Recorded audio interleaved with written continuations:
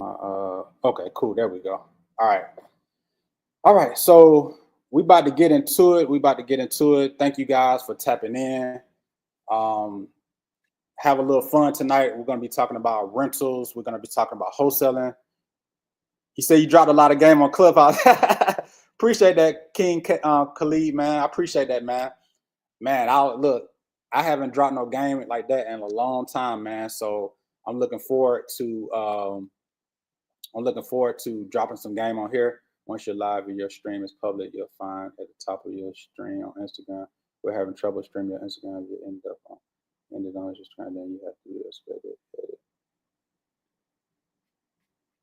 Okay. So I'm just trying to get everything in order right now. Okay, cool. So say I'm live on Facebook and YouTube and not Instagram. Okay, appreciate that, King Kelly.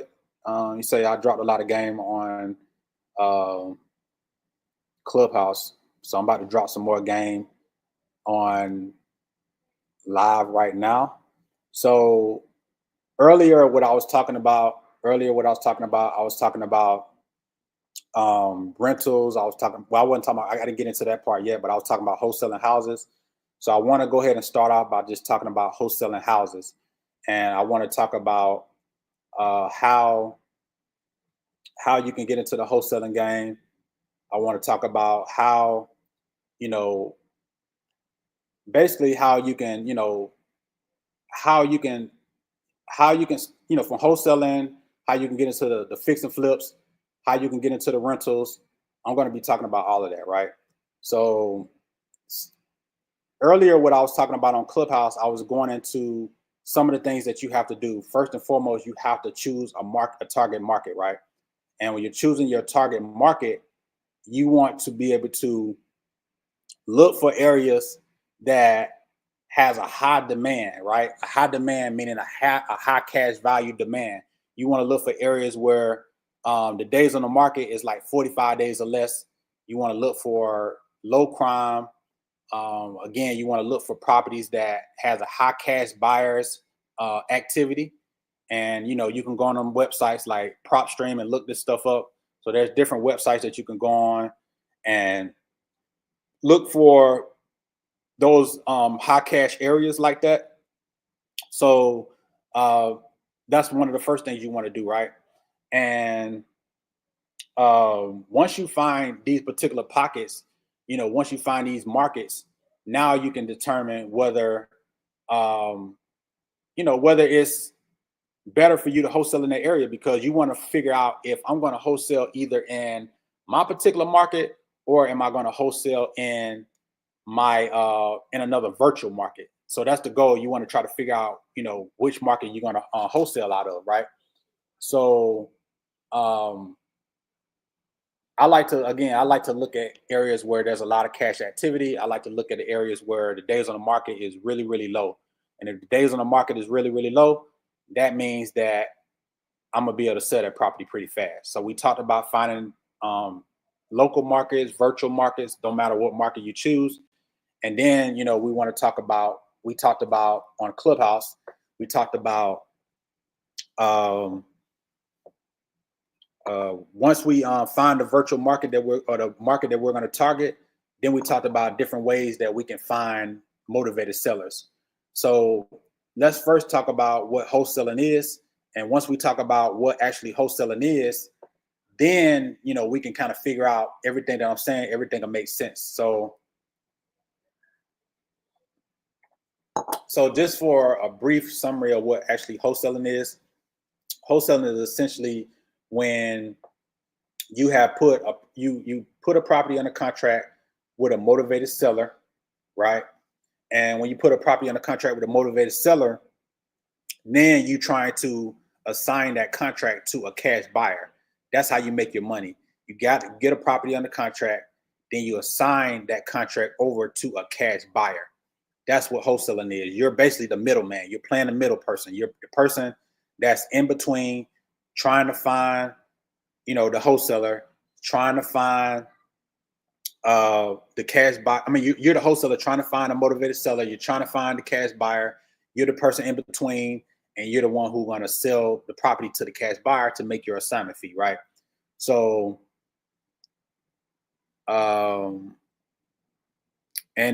y'all can drop y'all questions in there because I'm freestyling pretty much, and I know I'm talking about wholesaling, but Lamar just asked a question about Section 8 rentals. So whatever question you guys have, just drop it in the comments.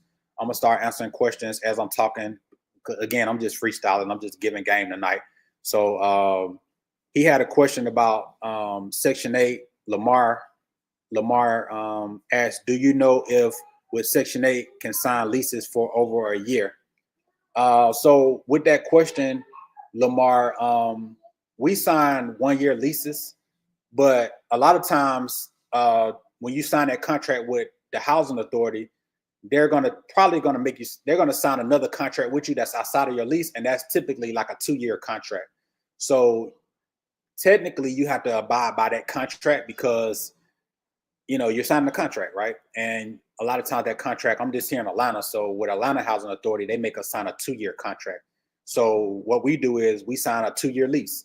So you could put 1-year lease in there if you want to, and after that 1 year, I mean, you can get out of the contract. I'm not saying you're binded to the contract, but we like to stay on good terms with the housing authority. So we would pretty much stay in that 2-year lease, the way the contract states, and we sign our leases them. So there's 2 separate documents. There's the contract with the housing authority, and then there's the lease you're going to sign with the tenant.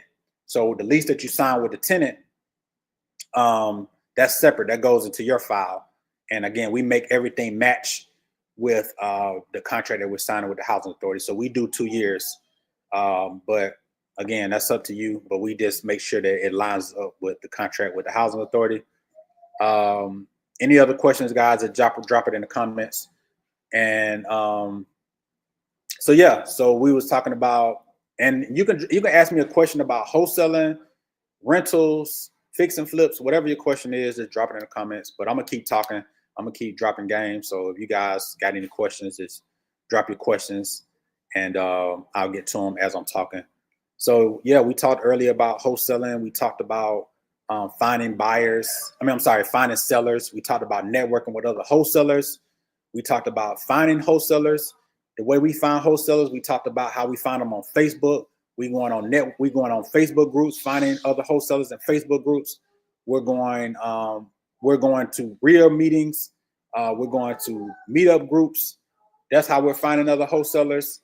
And we're doing the same thing when we're finding real estate agents. Those are the 2 different people you definitely want to build relationships with. You want to build relationships with wholesalers in your market, in the market that you're doing business in, and other agents, because the wholesalers are going to help you sell your deals, and those agents are going to help you sell your deals. And those are the ways that we're finding those people. Lamar had another question related to Section 8. Bro, do you use another site to get Section 8 tenants aside from affordable housing? Right now, that's the only site that I'm using is affordable housing. I mean, we pretty much how we're leasing a lot of our properties is, of course, we use affordable housing, but we're not using the free option on affordable housing. We're using the paid version, because the paid version allows you to be able to stay at the top of the search, and allows you to boost your search. I mean, boost your it allows you to boost your listing, and you want to boost it so you can stay at the top. So if your listing stays at the top, that means people will be able to see, they'll be able to see your listing. And that's the way you want to be. You want to stay at the top so people can see your actual listing. So we use affordable housing for that. And then also the paid version allows you to be able to communicate with them. You can text them and stuff like that. So that's the reason why we use the paid version instead of the free version. So we like to stay boosted to the top, and then we like to communicate with the tenants inside. Another way that I'm renting my properties out is I am going to the housing authority, open houses. So the housing authority, they have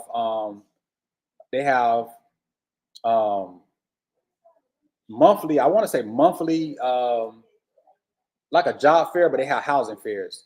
And with the housing fair, there's tenants that's going to be there looking for houses with their vouchers, right? There's been times where we'll go to the housing fair. Tenants want to see your house as soon as the housing fair over with. We meet, we going right to the property, and there's been times we sign a lease right there on the spot. They come see the property and say, "Hey, I got my RTA in hand. I'm ready to go," and we sign it right there at the property. And we found people that way. So go to your housing fair, and that's another way. And then other than that, I mean, we post stuff on Facebook. I haven't found a tenant yet on Facebook, but I hear a lot of people find people on Marketplace and places like that, Craigslist. But you got to be careful on those type of sites because there be a lot of scamming going on. But those sites work as well. I think on Craigslist, and I think they charge you now to post on there, but it's good because it's going to eliminate a lot of that spam stuff. So we still post on all the websites. You can post on Zillow. Zillow, has a good audience that you can that's looking for rental properties. And a lot of people don't know it that you can have a real estate agent list your property for rent as well. We've done that in the past. Now the only downside to that is you will have to pay that agent a commission. So if want to let them list it on the MLS and you're willing to pay them a commission, then you can leverage a real estate agent as well. So I was just trying to give you some information on how we're finding tenants for our properties. And let me put in here about the challenge, guys. Give me 1 second. Let me post this at the top of the Instagram real quick. And while I'm posting this at the top, make sure you guys, if you got any questions, real estate related questions, you guys drop it in the comments. I'm gonna answer all questions tonight. I'm answering all questions tonight. So make sure you guys put it in. Any questions you have? Hold on 1 second.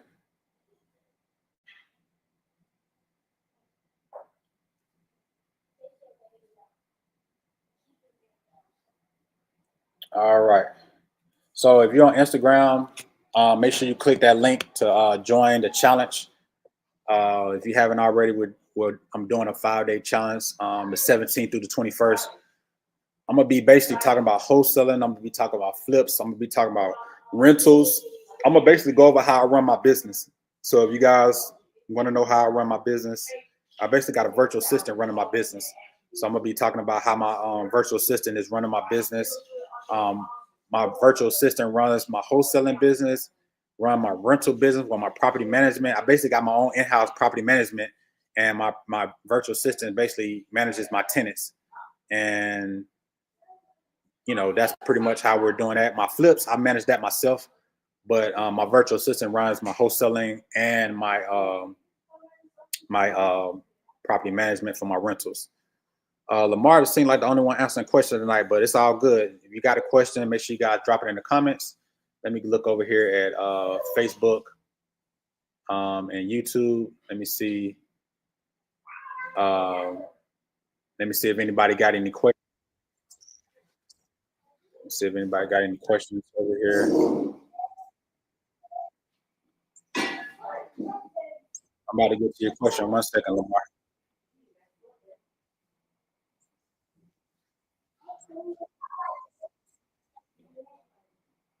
Okay. So Lamar asks, do you think if a tenant comes with an approved 2-2 voucher? Hold on 1 second.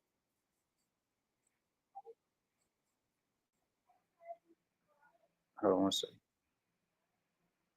So Lamar asks, if a tenant comes with an approved 2-2 voucher approved and the unit is a 3-2, they will raise the amount or no? So when it comes to rental properties, if you're talking about Section 8 specifically, Lamar, you have to, me personally, I like to stick to the bedroom size that I have. So going back to your example, I want to make sure I'm answering your question correctly. And when I finish, just make sure I answered it correctly. But I think what you're asking is if they have a 2-bedroom voucher, but you have a 3-bedroom property, I think you're asking me, are they going to pay for a 3-bedroom? Are they going to pay for a 3-bedroom? And I want to say, no, they're not going to pay you for a 3-bedroom. And that's the reason why I don't accept lower vouchers for a okay, that's what you asked me. Okay, cool. I just want to make sure. So no, they won't pay you for a 3-bedroom. So if they have a 2-bedroom voucher, housing authority is going to look at that zip code. They're going to look at what's the highest amount that they're willing to pay in that particular zip code, and that's the max. So if they have a 2-bedroom voucher, they're going to look at that zip code, and whatever the max is in that zip code, that's the max. It don't matter that you have a 3-bedroom. Now you can put a 2-bedroom voucher in a 3-bedroom house. You know, you can do that if that's what you choose to do. But me personally, I wouldn't do that because it's not going to pay the same, right? Like right now, we have a 5-bedroom house that we're looking for a tenant, and we getting a lot of 4-bedroom people reaching out. And in that particular area, 4 bedrooms pay $2,900, but 5-bedroom vouchers pay up to $3,600. So it's like I'm almost like, for me, accepting a 4-bedroom person, it's like I'm gonna be losing $600 to $700 because the 5-bedroom pay more. Same thing with the example you use, 2-bedroom to a 3-bedroom. A 2-bedroom in your area, and I'm just using this as an example, might pay $1,600, right? But that 3-bedroom might pay $1,900. So you're missing out on $300 for just trying to go with a 2-bedroom voucher person compared to just trying to stick with somebody who has the bedroom size that you need. So I don't go under. Now you can, you know, if that's what you choose to do, you can. But again, just keep in mind you're leaving money on the table if you do it that way. So I don't personally like to do that. I like to match the bedroom size to the voucher based on the bedroom size I have. And me personally, I like to get houses with the most bedrooms that I can get, right? Because I want to make sure that I get the most that I can get. So I'm always looking for 4-bedroom, 5-bedroom properties because I know they pay more. Now, the downside to that, if you rent to a 4-bedroom, 5-bedroom family, that means there's a larger family, then there's larger, you know, wear and tear on your property. That's the downside. But the good side is you're gonna make more money. And I appreciate these questions, man. These some really good questions. And I know I was talking about wholesaling earlier, and you start asking me some rental questions, which is great. So we have another question with Lamar. Okay, so he said the 3-2 pays $3,000 and the 2-2 pays $2,600. There's no way they can raise at least 200 more. No, they're not going to raise it. You know, so that would be your choice if you want to be friend. Now, again, it depends on where you are with it. Now, the only way that me personally, I would downsize if I had a 3-bedroom. The only way I would downsize and rent to that 3-bedroom, that 2-bedroom, if I had a 3-bedroom house, the only way I would downsize and let that 2-bedroom person come in, if my property been sitting on the market for several months and I haven't been able to move it, and I got this 2-bedroom person saying they're ready to go right now, and I don't want to continue to keep having vacancies. I don't want to continue to keep not making no money on that property. Because some of you guys, you know, may have a mortgage on that property. And if your mortgage is coming around, you know, $1,000, $1,500 a month, and you don't went 3 to 6 months without a tenant, and here comes along, you got a 3-bedroom house and you're looking for a 3-bedroom voucher, and here comes along somebody with a 2-bedroom voucher and they looking to move ASAP, I might consider that, right? I might consider that. You know, it depends on where you are. Like I could be patient because, you know, I own my property free and clear. So I don't have a mortgage, so I'm not worried about that. But if you're somebody who have to keep paying mortgages, you may have to, you know, account for that lost income, right? So you may go ahead and consider that 2-bedroom. So that's the only way I would consider a 2-bedroom if that was the case. But other than that, I'm sticking to the bedroom size that I have. And I want to make sure that I get maximize my dollars. So if you guys got any more questions, drop them in the comments. Also, make sure you guys click that link. The Ultimate Real Estate Wealth Challenge, man, it's going to be February the 17th through the 21st. I'm holding a 5-day challenge. I'm going to be giving all the game. I know tonight I can only give so much game. I said I was going to jump on here live for about an hour or so. So I can only give so much game on this live.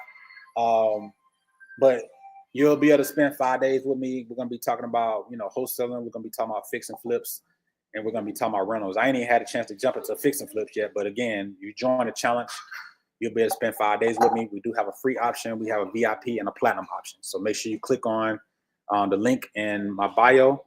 Go to www.reiwealthchallenge.com. Lamar asked another question. That property that you're talking about with 4 to 5 beds, how much you paid for it? No problem, Lamar. No problem, bro. How much, he asked, how much you paid for it and where is it located? That particular property, appreciate that, bro. That particular property is in Stockbridge area, the Henry County Stockbridge area. And that particular area, we had a Section 8 tenant that I was, and the crazy part about it is I was just getting ready to, it's funny, I was just getting ready to rent it to somebody who had a 4-bedroom voucher, but it ended up not working out. And that was just because, I hadn't really got a whole lot of calls, because it's not a lot of people in that particular area. Now, Atlanta is different, but it wasn't a lot of people in that particular area who had 5-bedroom vouchers. So I was getting ready to consider somebody with a 4-bedroom voucher. And also, that particular property has a finished basement. So my goal was to rent the upstairs and downstairs, because the downstairs is finished and there's like 2 bedrooms downstairs. So I was going to rent that as a 1-bedroom apartment and try to rent the upstairs as well. So I was going to have 2 incomes coming in, and everybody, don't want somebody living under them. So it has to be a specific type of person that's okay with that. So that's why I'm being a little patient on that one, because I have to be somebody who's okay with that type of living. But yeah, so that's that. If you guys have any more questions about that, just drop it in the comments. Getting back to my wholesaling conversation, man, we just, this business, man, it's a great business, because the fact that you can get into wholesaling with limited capital, you know what I'm saying? I mean, you can literally get started with no money. You can get started with some money. I had a mentee that she was doing DoorDash, Uber, DoorDash, right? And while she was driving Uber and DoorDash, she was on her break when she was having some downtime. She was driving for dollars. We talked about driving for dollars earlier on Clubhouse, where you ride through the neighborhoods and you're looking for abandoned, boarded up houses. And you're looking for these houses, and your goal is to be able to, you're looking for these houses that's vacant, boarded up, tall grass. Looks like, pretty much, the house needs a lot of work, right? And those are the houses that you're writing these houses down. You're getting a list of these houses. You skip tracing. You're finding the owners. And she did that. First off, her real job is she's a substitute teacher, right? So she's a substitute teacher. Then, as she's substitute teacher, she was doing Uber, DoorDash on the side. So when she was doing Uber, DoorDash on the side, she then on her break would go drive for dollars. She found a quadruplex in Cobb County, here in Atlanta, Cobb County and Marietta area. She found a quad. She put it on a contract. She contacted the seller, went online, found his number, contacted him. He was from overseas, so some type of way she got his number. She contacted him. She had a conversation with him. She put the property on the contract. She got it at a really good price. And she couldn't sell the property though. But that's why we were talking about earlier about leveraging other wholesalers. So she was able to leverage me and one of my partners. We had a buyer for that area, right? And I want to say we made like $50-some thousand on that deal. We gave her $26K. She got $26K, and me and my partner split the other half. So that was a deal that I didn't expect coming, right? That was a free deal. That came from a referral, somebody who was in our community, somebody who was in our group. She referred that property to us, and she couldn't sell it. And we do those type of deals all the time where we partner with other people, and we do deals like that all the time. So that's the beauty of wholesaling. Like, you can literally get into the game with literally almost no money out of pocket. I mean, you can literally partner with somebody and do a deal. That's the beauty of the business, right? So she was driving for dollars, found a property. She negotiated the deal with the seller, put it under contract, contacted me and my partner. We had a buyer that wanted to buy it on spot. He went out there and looked at it. We marked it up 50-some thousand. I want to say we marked it up like 55,000, something like that. I can't remember, but man, we split it up with her. She got 26K. We split the other half, and she didn't have no money in the business in the deal. She was just driving for dollars. I mean, she was a substitute teacher driving Uber on the side. And I'm gonna post a video about it this week. But yeah, I mean, those type of deals happen all the time, right? So that's the reason why I like wholesaling, because you can get into the business, literally with little to no capital. And we're leveraging Facebook groups. We're leveraging Facebook groups. We're leveraging wholesalers. We're leveraging real estate agents. We're doing driving for dollars. We're cold calling. I talked about the cold calling platforms we use. We use Call Tools, Mojo Dollar, Zen Call. Those some of the dollars we're using. And texting, we're texting sellers as well. We use Launch Control, and we also just recently started using my partner's AI software. So we texting people using AI. We have an AI bot, and that AI bot is texting people. So that's how we're finding sellers. We're going to be talking about it during the challenge. So if you guys click the link and join the challenge, we're going to be talking about how we're finding deals leveraging AI. And what's my name on Facebook? Would love to follow me there as well. If you search on Facebook, Will Galloway, you'll see my picture and my profile, and you'll know it's the real one, because there's a couple of fake pages I seen people trying to be me. But make sure you follow the one that has the blue check. It's verified. So that's including Instagram and Facebook. My accounts are verified with the blue check. So make sure you follow those accounts only. And I don't ask for money. So it's not me. If you go to one of the other Will Galloway's, it's not me. So, but yeah, I drop videos. You definitely want to follow me on Instagram, Facebook, and you definitely want to follow me on TikTok. I'm dropping 3 to 4 videos every single day, right? That's how much game I'm dropping every single day. I'm dropping 3 to 4 videos every single day. If you go to my Facebook right now, you go to my TikTok right now, you go to my Instagram and my YouTube. I'm not doing YouTube three times a day. I'm doing YouTube once a week. But if you go to my Instagram, you go to my Facebook, you go to my TikTok, I'm dropping 3, no less than 2, but I'm dropping between 2 to 4 videos every single day about wholesaling, rentals, and fix and flips. I'm dropping it every day. So make sure you guys follow me on the platforms. I'm dropping information every single day. Back to the wholesaling conversation, because I got another good 20 minutes on here, and then I'm gonna jump off. But so with wholesaling, yeah, so we're looking for motivated sellers. We just talked about how we're partnering with wholesalers. We're joining RIA groups. We're joining meetup groups. We're joining Facebook groups. That's how we're networking with people. That's how we're networking with other wholesalers, other agents. We're driving for dollars. We're going to the courthouse. We're pulling our own list from the courthouse. I talked about earlier on Clubhouse how we pull lists, probate lists. You got probate list up there. You got an eviction list. So anytime a landlord files for a dispossessory, an eviction, they got to file it at the courthouse. When they fill that application out, they're putting that phone number on there. We calling those landlords because they may be a tired landlord who don't want to be a landlord no more. We calling them. We calling tax default people who behind on taxes. If you're behind on taxes, you may be in a motivated distress situation. So and the thing about wholesaling is you got to find somebody who in a distressed situation. Everybody not gonna want to sell at a discount. So you got to keep swinging that bat, right? Just like baseball, just like basketball. You got to keep shooting your shot. If you don't contact a lot of people, then you're not gonna survive. If you're not willing to put in the work, you're not gonna survive. You got to be batting at 1,000, not even at 100. You got to be batting at 1,000. You got to be calling people every day, right? So if you ain't trying to call people every day, this is not the business for you. Don't even get into it. Lamar just dropped another question. What do you check on? Hey, bro, what do you check on a new tenant, like background, criminal records? Do you call previous landlords? Yeah, so me personally, yeah, I do all of that. So some of the things, um, my particular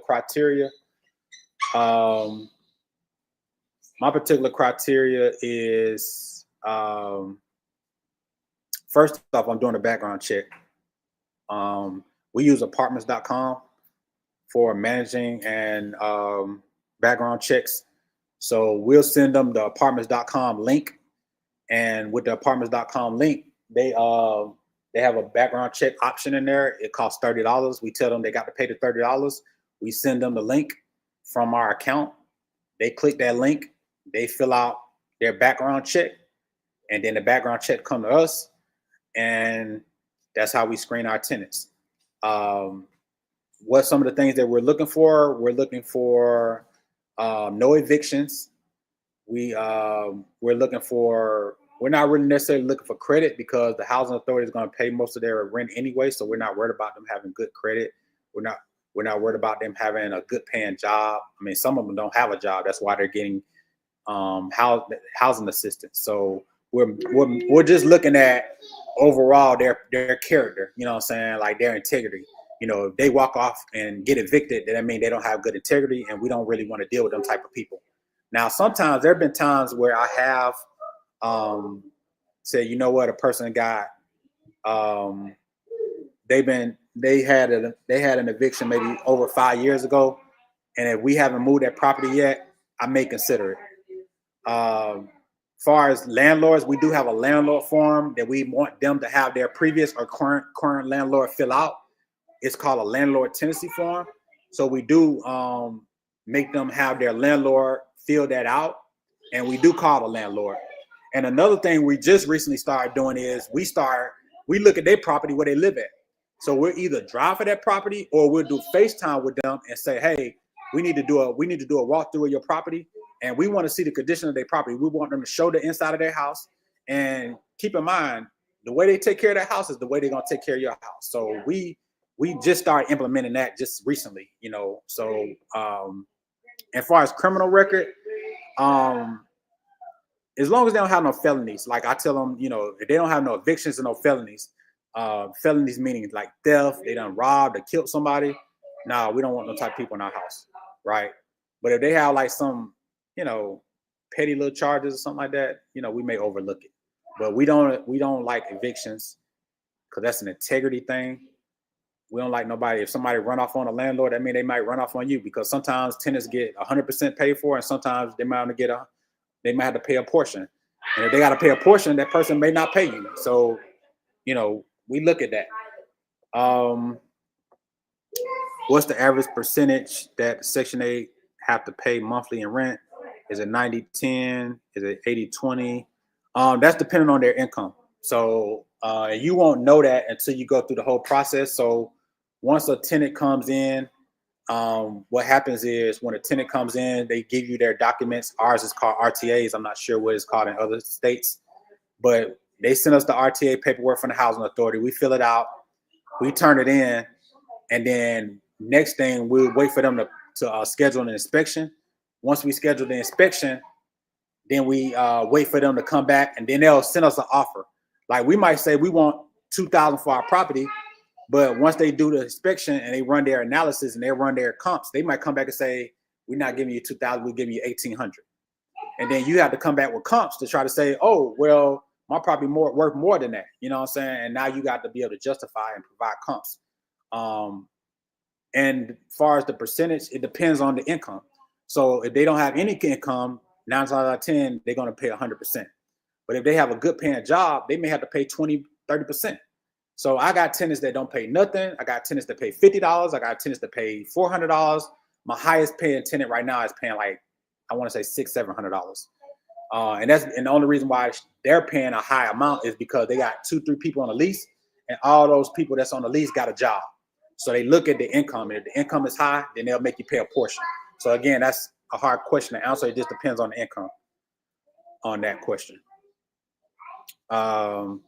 Anybody else got any questions? Drop it in the comments.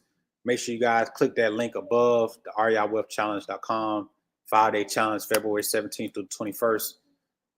I'm gonna be talking 5 days about all of this stuff, you know, I'm gonna be dropping some sauce. I'm dropping game now, but I'm gonna give it all up on them 5 days. So make sure you guys tap in, click that link. There's a free option. If you ain't got it right now, cool. Just like I'm in this free call now. I mean, I'm gonna give game the same way. So, but if you do get VIP or platinum, it's gonna come with some extra perks. So make sure you guys, whatever option you choose, just sign up. And then you'll also be a part of my free community. I got a free community on school called the Ultimate Wholesaler. I'm gonna start dropping free game every week on there. So make sure you guys tap into that. Do you know if Section 8 don't pay their portion, they lose their benefits? Is that true? So the only way they lose their benefits is if you evict them. So if you evict them for non-payment and the eviction goes through and you turn it into their caseworker, then that could jeopardize their voucher.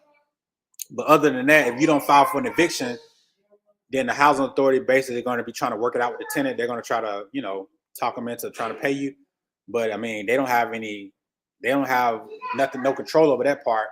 A lot of times they're going to tell you, if you're not getting your money, you need to, file for an eviction.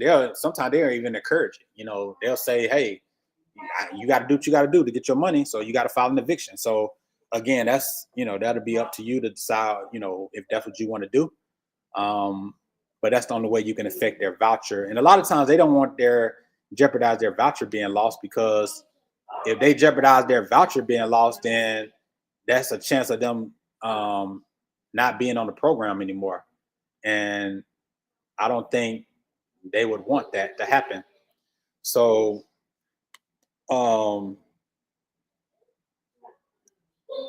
I would say if that's what you choose to do, you can do that. Hold on, we recommend closing YouTube. Okay. But like I was saying,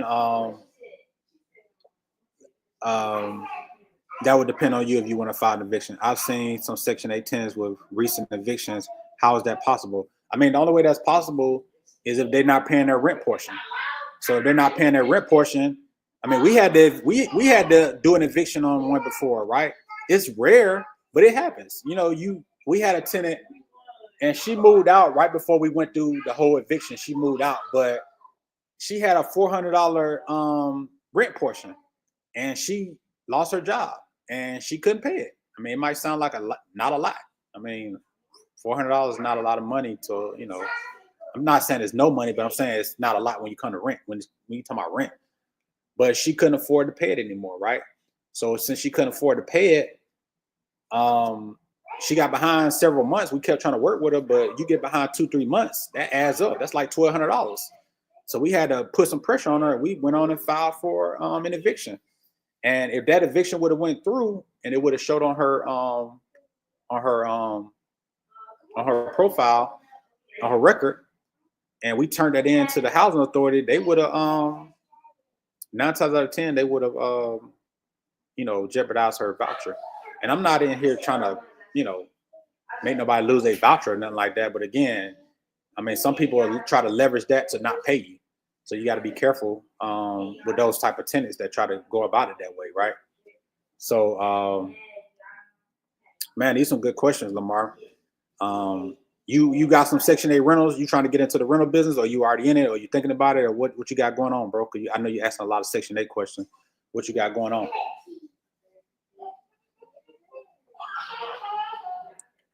Do you do inspections quarterly to make sure your units are all right? I don't do it quarterly, but I do check in. I would say a few times out the year I do check in, but keep in mind, you are going to do they are going to do their own annual inspection. So Section 8 does do annual inspections. So, once a year, you got a guaranteed inspection from the housing authority. And you can check in, drop in, because you may have a call with a repair that need to be done. So that's a good way to sneak in and look in the property and see what's going on if they got a repair that need to be done. Or, you can have it in your lease that you could do random inspections, right? Of course, you want to give them like a 24, 48-hour notice. But yeah, you could do inspections. It's your property. As long as you get them a notice, yeah, you could do inspections. I would say minimum once a quarter. I wouldn't go overboard with it. But again, keep in mind, you're going to do annual inspections with the housing authority. they are going to do their annual inspections. So if they do annual inspections, that's now with the annual inspections, keep in mind that with the annual inspections, if anything's wrong with the house that you're responsible for, they're going to give you a time to be able to make that repair. And if you don't make that repair, they can stop your money. So make sure you stay on top of that if you do have an annual inspection and something goes wrong, or if something emergency go wrong and you don't fix it immediately, they can call for an emergency walkthrough. And if they find that there's something going on where it's an emergency, they can block your pay as well. So, you want to stay on top of that. I used to have conventional rentals, but moving all to Section 8. Yeah, that's Section 8 the way to go, bro. I mean, that's the only way I go. You know what I'm saying? I ain't got time to be dealing with people out of pocket. I mean, not to say I wouldn't ever go back to out of pocket tenants, but I just remember when COVID happened, I had a lot of friends that wasn't getting paid because people wasn't working. People was losing their jobs during COVID. There was a lot going on. We was all working from home, and a lot of people weren't getting paid, for several months, right? And they had some states where you couldn't evict them during that time. And I had friends that got caught up like that, and they was going months and months without getting paid, but they had mortgages, right? So what do you do when you got somebody who you can't evict and you still got to pay your mortgage? But when I had Section 8, the government was still paying me like clockwork. They didn't stop. COVID didn't stop them. They kept paying. So that's why I like it, because it's recession proof. You know what I'm saying? Me personally, I ain't got time to be trying to, run nobody down for no rent. Like, I want mine guaranteed. When it first come, I want to look at my account and it's already there. That's just me, so that's why I go with that route. You put any clauses on your lease at all? I mean, I got a couple of clauses in my lease for different things. I mean, it's a whole lot of different things that I have. We'll go over that during the challenge. I'll probably talk about my lease in the challenge. So make sure you got Lamar tap into the challenge. Like for repairs. I mean, as far as repairs, I mean, most of the time you're going to be responsible for repairs, but if it's something that's in their negligence, then it's their responsibility. Like, I just had a recent inspection a week ago, and the tenant had messed up my door cabinets on my kitchen. They messed up the doors. And yes, ma'am. I got your present, lady. Give me a hug. My grandbaby told me she want her present. I told her she getting a surprise. So with the so sometimes the tenants are responsible. So I had a property about a week ago I did an inspection on, and the door was messed up in the kitchen. The cabinet, the door was messed up, right? And when we did the inspection, the landlord said, the inspector said that they were responsible for fixing that. It was some other things we had to fix as well, but they were responsible for fixing that door. So they had to fix the door. And that was one of the first times that a tenant was responsible, because a lot of times that stuff fall back on the landlord. But that was one of the first times that a tenant was responsible for some repairs. So it just depends on, if it's a wear and tear of the property, or if it's something that falls back on the property, or if it's something that the tenant, I ain't gonna say purposely did, but it's something that they did, then yeah, they will be responsible. So, and that will have to be justified during the inspection. So let me see, you got any other questions? Any guys got any questions? Drop it in the comments. I'm tired of people moving every 12 months. If you got Section 8, another thing I like about Section 8 is they don't move all the time. Like, most of my tenants, they've been living in my house for like 3+ years, 5 years plus, right? Because people don't like to move. Like, and with Section 8, it's hard enough for them to find a property. Like, a lot of times it take them months and months to find a property, and they ain't got time to be moving every 12 months looking for something else. Now, if it's a property that you're not taking care of, and you're a slumlord, right? You're not taking care of the property, then yeah, they'll want to move because they don't like, the property. So yeah, in that case, then yeah, they will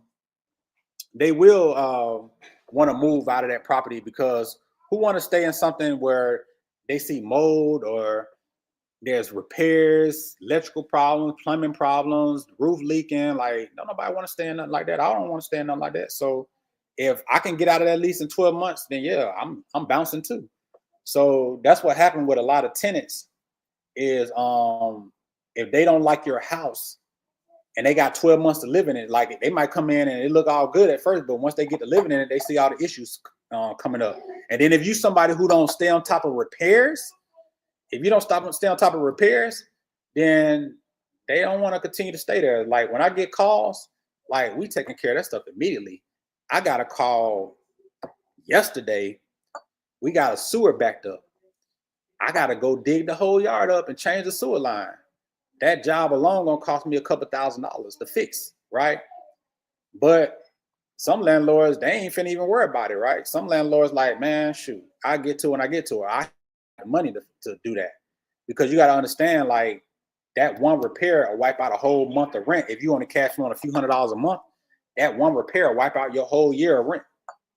So everybody can't afford to do that, right? So that's the thing. So make sure you guys, man. I got a few more minutes to be on here. I'm about to get ready to jump off. I'm taking questions right now. I got about another good 10 minutes on here, then I'm jumping off. If you guys on YouTube, make sure you guys follow the channel. Real Estate Pays Me. That's my YouTube channel. Real Estate Pays Me. Go ahead and subscribe to your boy. I'm gonna start going live, probably once a week. I'm gonna start going live. And on Instagram at Uncle Bill Buy Houses, make sure you guys follow me. I'm gonna start going live every other day. Just dropping content. And if you join my challenge, the Ultimate Real Estate Wealth Challenge, go to reiwealthchallenge.com. I'm doing a 5-day challenge. I'm going to be talking about wholesaling, rentals, and flips. And you'll be able to spend 5 days with me. It's a free version, free option if you don't have it right now. And then it also is a VIP and a platinum option to get way more perks if you go that route. But either way, I just really want to see you guys there. I'm going to go over how I run my whole operation, my whole business using a virtual assistant. So I'm going to be talking about that. So if you want to learn a little bit more about that, make sure you guys tap in. Management, do I do it myself? Yes, I self-manage it with a virtual assistant. So I have a virtual assistant that helps me manage my properties.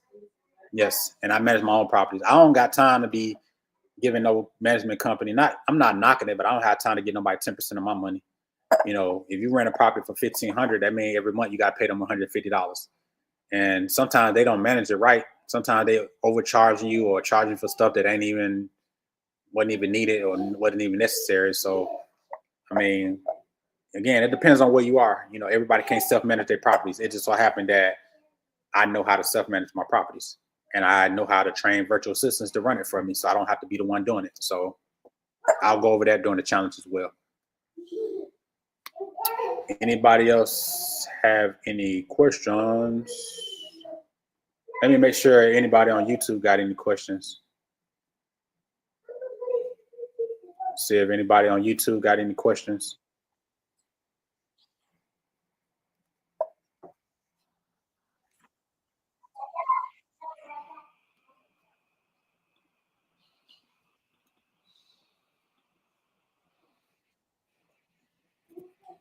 Lamar said, "Fire, bro." Man, just trying to drop some game, man.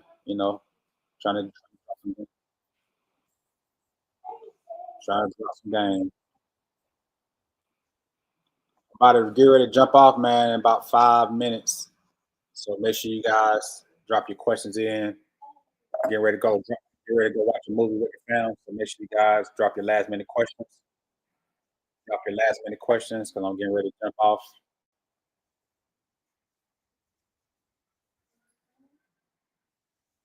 I didn't even get to the wholesaling conversation tonight. I might go live again sometime this week coming up. So if you guys didn't get me here, I'll go into wholesaling again because I started out talking about finding motivated sellers, and I started talking about some marketing, but I didn't even get a chance to get to how we're finding buyers and selling these properties. And I didn't get into rentals. Well, I talked about rentals tonight on this call, but I didn't get into fix and flips and stuff like that. But I'll be covering all of that stuff during the challenge. So make sure you guys tap into the challenge. I'm gonna be going over all this stuff. I can only talk about so much on a 30 to an hour call. So, and I'll go live. I'll announce it again when I go live, so you guys can tap in. Do you do the showings by yourself every time, or do you hire somebody? I do the showings myself. The reason why I do showings myself is because I want to see who's moving in my house. I want to meet them. I want to feel their energy. I want to feel their vibe. I want to have a conversation with them. I want to meet them, right? Because you got to understand, it's almost like you're marrying this person, because this person is getting ready to move into your house. So I want to see that person. I want to know that person. I want to get to know that person. I want to know what type of person they are. So yeah, I don't do a lot of things, but I do meet the people who moving in my properties. So to answer your question, yes to that. Definitely yes to that.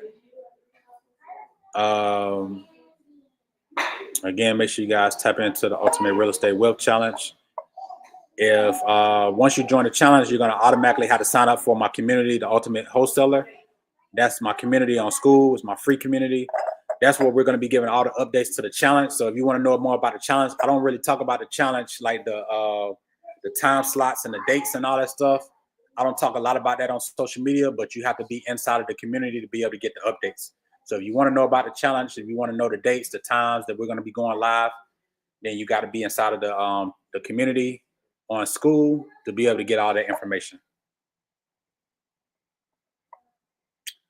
All right. Do we got any other questions? Got any other questions? If we don't have any other questions, I'm getting ready to jump off. So make sure you guys. One last question, I guess, before I jump off is: who are watching the Super Bowl tomorrow? Who you guys going for in the Super Bowl tomorrow? Are you going for the Eagles, or are you going for the Chiefs? Who y'all going for the Super Bowl tomorrow? The Eagles or the Chiefs?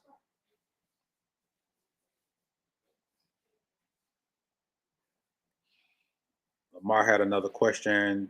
Do you know if to pass an inspection or an apartment, I will have issues with a cracked tile, some broken blinds, or do they not check that?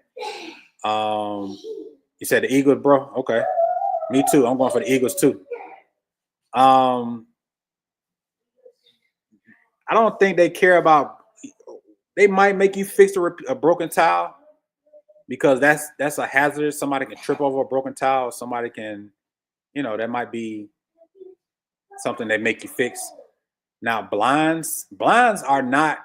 A lot of people don't know it, but blinds are not. It's not an item that you have to have. Like, it's not like, if you don't have no, like I don't put blinds in my properties. I used to, but I got away from that. So I let them put their own blinds up. Now, sometimes what I do is I'll go to Home Depot and I'll get those paper blinds and I'll put those up. And then some tenants keep that, and some tenants pull those down and use their own blinds. So that's what I would do. If you want to cover up your house, you don't want people to, when it's vacant, you don't want people looking inside your house, go to Home Depot, get those paper ones.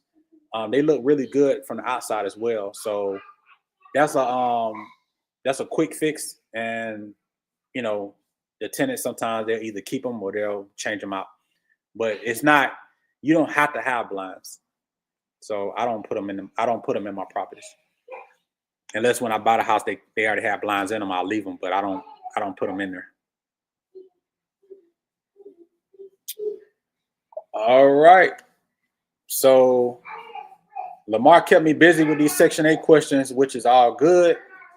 I guess next time I go live, we'll talk a little bit more about flips, and we'll talk a little bit more about wholesaling.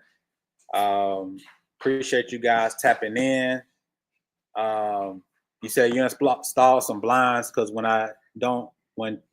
tenants make many more holes, and I install blinds because when I don't, tenants make many holes. I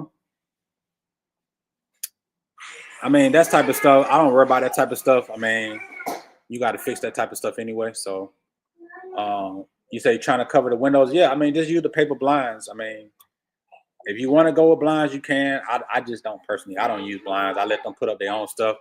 I don't care about little holes. I mean, most of the time when you turn over the property, you're going to have to do some touch-up paint and stuff anyway. So you slap some mud on them holes, you know, and keep it moving, paint over and keep it moving. So, all right, guys, man. Thank y'all for joining me. Everybody who went from Clubhouse and came over here and joined me. Everybody who joined me on Instagram. Everybody who joined me on YouTube. Everybody who joined me on Facebook. Appreciate you guys tapping in. I just want to say one last time, click that link, REIWealthChallenge.com, REIWealthChallenge.com. Tap in. We less than 10 days away from the event. Go ahead and get signed up. Appreciate you, Lamar, for those questions, man. And you gave some great questions. I mean, you gave some really, really good questions. And yes, ma'am. It's time to get off, right? Okay, she said, my baby said I got to get off. So I'm getting ready to jump off, man. Appreciate you guys rocking with me tonight. Go ahead and sign up for the challenge. I'll see you guys. I'll announce when the next time I go live, drop some more game. And all right, you guys have a blessed night. And that's it.